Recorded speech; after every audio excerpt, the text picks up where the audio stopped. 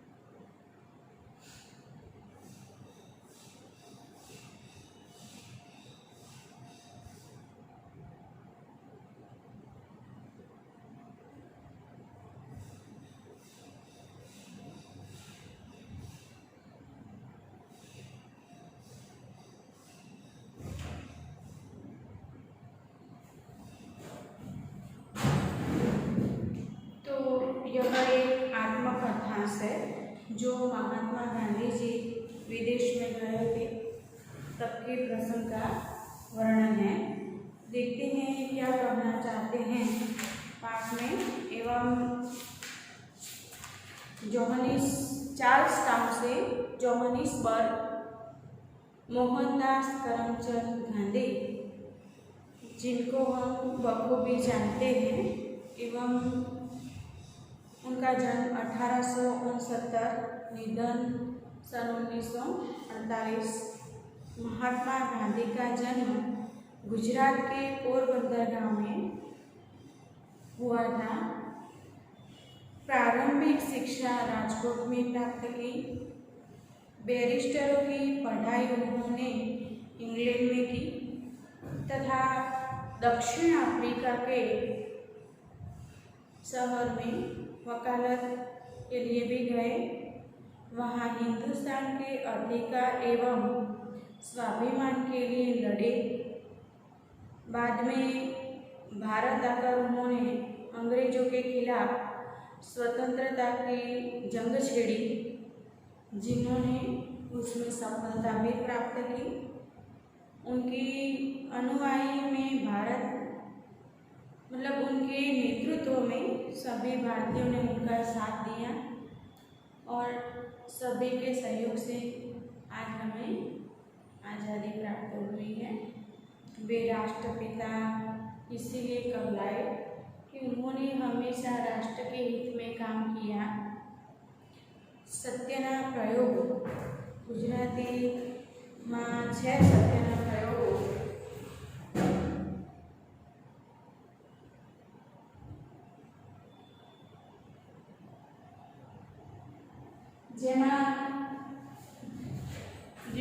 जिसमें उन्होंने अपने पूरे जीवन में के उतार चढ़ाव आत्मकथा के रूप में प्रस्तुत किया है।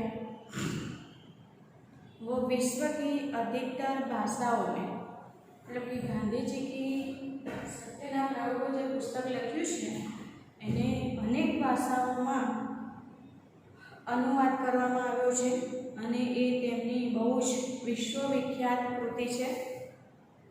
मेरा धर्म, सत्याग्रह, श्रम, आश्रम का इतिहास, सर्वोदय, मेरे सपनों का भारत, मोहनमाला, हिंदू स्वराज्य, अनासक्ति योग, दक्षिण अफ्रीका सत्याग्रह का इतिहास, मंगल प्रभात, जैसे कि मेरा घर, सत्याग्रह, श्रम, महावीर सभा आश्रम की गतिविधियों की पुस्तक है। मुझे याद है उनकी अनेक ख्यातनाम पुस्तिकाएं हैं। मेरे सपनों का भारत,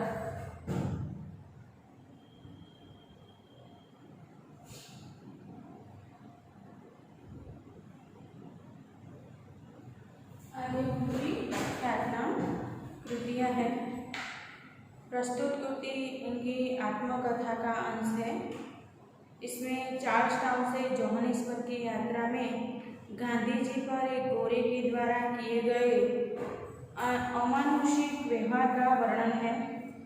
उनका अपमानजनक पीड़ादायक व्यवहार तत्कालीन भारतीयों की हीन दशा का परिचायक है, क्योंकि इस समय विदेशों में साधारण भारतीयों की स्थिति एक कुली के समान थी। तो गांधी जी जब दक्षिण अफ्रीका गए एवं इंग्लैंड पढ़ाई की तो उनको भारतीय प्रवृत्ति हो रहे अन्याय का अनुभव प्राप्त हुआ, जो उन्होंने कतई स्वीकार नहीं किया। तो इस पाठ में यही दर्शाया गया है कि चार्ल्स टाउन से जोहानिसबर्ग की यात्रा है, उसमें एक गोरे के द्वारा गांधी जी पर होने वाले अत्याचार का वर्णन है, जिनका जो पीड़ादायक व्यवहार तत्कालीन भारतीय समाज की जो हीन दशा है, उस समय भारतीयों को योग्य स्थान प्राप्त नहीं होता था, वही का वर्णन है। तो देखते हैं हम, तो वहाँ भारतीयों की स्थिति एक कुली के मजदूर के समान थी, जो बड़ी दयनीय थी। उन्होंने गांधी जी ने उनका खुलकर विरोध किया। देखते हैं, ट्रेन सुबह चार्ल्स टाउन पहुँचती थी। उन दिनों चार्ल्स टाउन से जोहानिसबर्ग पहुँचने के लिए ट्रेन नहीं थी, घोड़ों की सिक्रम थी और बीच में एक रात स्टैंडर्स्टन में रुकना पड़ता था। मेरे पास सिक्रम का टिकट था। मेरे एक दिन देर से पहुंचने के कारण वह टिकट रद्द नहीं होता था। मतलब वहाँ से चार्ल्स टाउन सुबह चार्ल्स टाउन से ट्रेन पहुँचती थी। उन दिनों चार्ल्स टाउन से जोहानिसबर्ग पहुँचने के लिए ट्रेन नहीं थी, मतलब घोड़ों की सिक्रम मतलब घोड़ा गाड़ी भी से चलने वाली ट्रेन जैसी ही थी। तो बीच में एक रात स्टैंडर्स्टन रुकना पड़ता था। मेरे पास सिक्रम का टिकट था। मेरे एक दिन देर से पहुंचने के कारण वह टिकट रद्द नहीं होता, मतलब कभी कभी हम लेट भी पहुँचते थे तो वहाँ टिकट रद्द नहीं होता। इसके सिवा अब्दुल्ला सेठ ने सिक्रम वाले के नाम चार्ल्स टाउन के पते पर तार भी कर दिया है। वहाँ उन्होंने तार भी कर दिया है कि वह एक दिन लेट आएंगे, पर उसे तो बहाना ही खोजना था।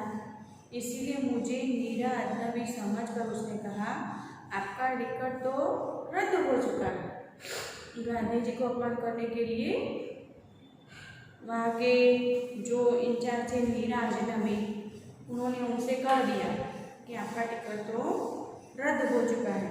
मैंने उचित उत्तर दिया, पर टिकट रद्द होने की बात तो मुझे दूसरे की ही कारण की गई थी। मतलब ऐसा रूल्स था कि वह टिकट रद्द नहीं होता था, लेकिन गांधी जी के सामने उन्होंने ऐसा कह दिया कि आपका टिकट रद्द हो गया है। यह कारण था कि वह गांधी जी को परेशान करना चाहते थे। यात्री सब सिक्रम के अंदर ही बैठे थे, लेकिन मैं तो कुली की गिनती में था। ऐसा होता था कि वहाँ के जो यात्री थे वो अंदर बैठते थे, लेकिन भारतीय को वो क्या समझते थे, कुली समझते थे। इसीलिए अजनबी दिखाई पड़ा था। इसलिए सिक्रम वाले की नियत यह थी कि मुझे गोरे यात्रियों के पास न बैठाना पड़े तो अच्छा। मतलब उनकी नीति यह थी कि उन्हें वह गोरे यात्रियों के पास बिठाया न जाए। क्यों? क्योंकि वह भारतीय थे। सिक्रम के बाहर अर्थात कोच वाले के बगल में दाएं बाएं दो सीटें थी। उनमें से एक पर सिक्रम की कंपनी का एक बूढ़ा मुखिया बैठा, मतलब सिक्रम की बाहर, मतलब जहाँ वो कोच चला था वह बगल में दाएं बाएं दो सीट थी। उनमें से एक पर सिक्रम कंपनी का एक घोड़ा मुखिया बैठ गया। सिक्रम कंपनी का मुखिया था, वह बैठा था और वह अंदर बैठा था और मुझे कोचवान की बगल में बैठा है, कोचवान के बगल में बिठा दिया गया। मैं समझ गया कि यह मेरा अन्याय है, यह मतलब सचमुच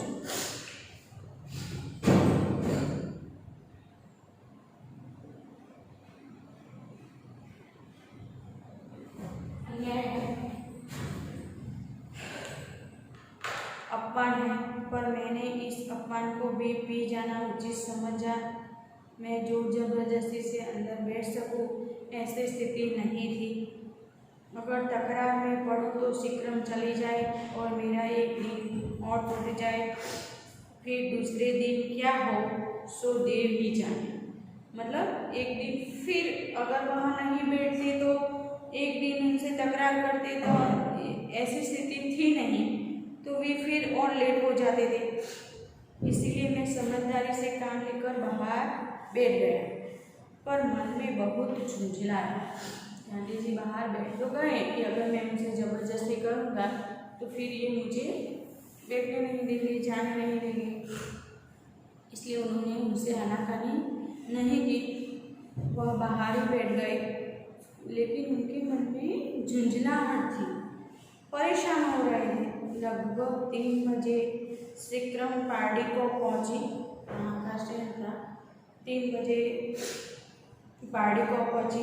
अब जब पूरे मुखिया का चाहा कि जहाँ मैं बैठा था वहाँ वह बैठे। देखो, गांधी जी का टिकट अंदर बैठने का था, लेकिन गोरे लोगों ने भी उन्हें बाहर बिठा दिया। लेकिन वहाँ भी उन्हें दिक्कत होने लगी, उसे सिगरेट पीनी थी। तो ऐसा रोज था कि सिगरेट पीनी हो तो बाहर जाना होता है, थोड़ी हवा भी खानी थी। इसीलिए उसने एक मेला सा बोरा जो वहीं कोचवान के पास पड़ा था उठा लिया। मेला बोरा कोचवान के पास पड़ा था, उसे उठा लिया। उसे हवा भी खानी थी और सिगरेट भी पीनी थी।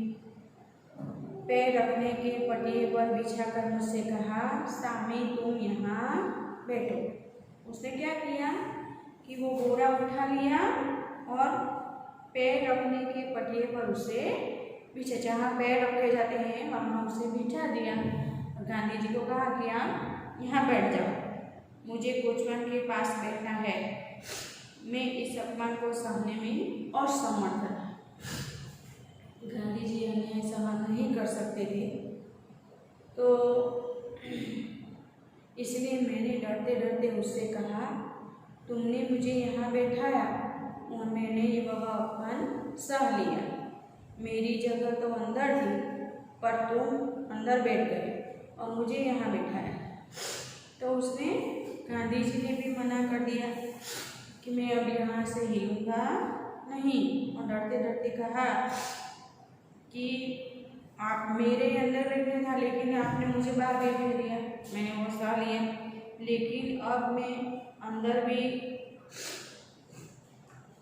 मैं यहाँ से उठूँगा नहीं।